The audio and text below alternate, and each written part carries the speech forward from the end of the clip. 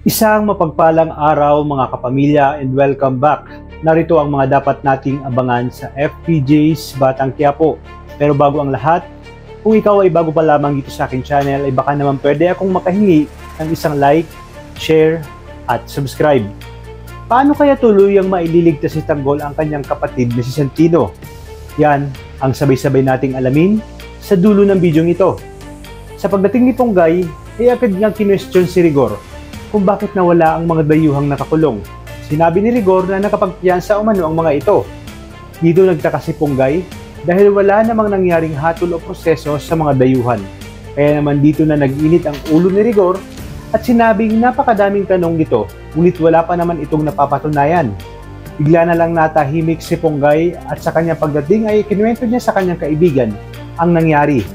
Ngayon ay naniniwala na siya na posibleng kurap itong si Rigor at hawak ito ng mga gerero. Unti-unting nagiging malinaw kay Ponggay ang lahat at naalala niya pa ang mga sinabi ni Tanggol, kaya mas lalo siyang nagduda. Kaya naman pagkaalis niya ng presinto ay pumunta siya sa hideout ni Tanggol. Sa kanyang pagpasok ay agad siyang tinutukan ng baril. Itinaas niya ang kanyang kamay, sabay-sabing gusto nilang makausap si Tanggol. Pinababa ni Tanggol ang baril ng kanyang makasamahan at dito masinsinan silang nagkausap ni Ponggay.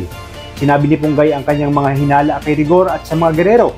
Kaya naman sinabi ni Tanggol na mas marami pa siyang malalaman kung papasukin nito ang mga gerero at magsisilbi siyang head of security.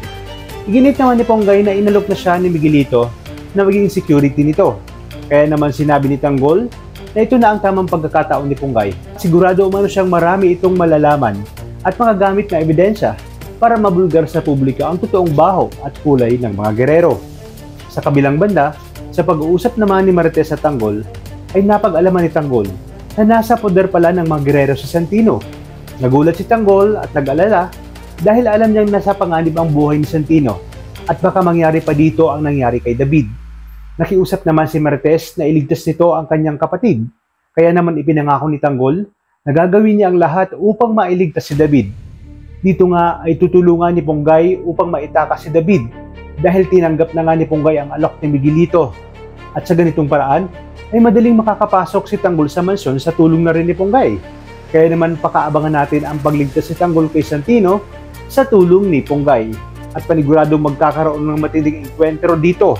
Kaya naman tuloy-tuloy ang pagsubaybay dito lang sa numero 1 teleserye ng Sambayanan, ang FPJ's Batang Quiapo. Maraming salamat sa inyong panonood at pagpalain tayong lahat. Kapamilya,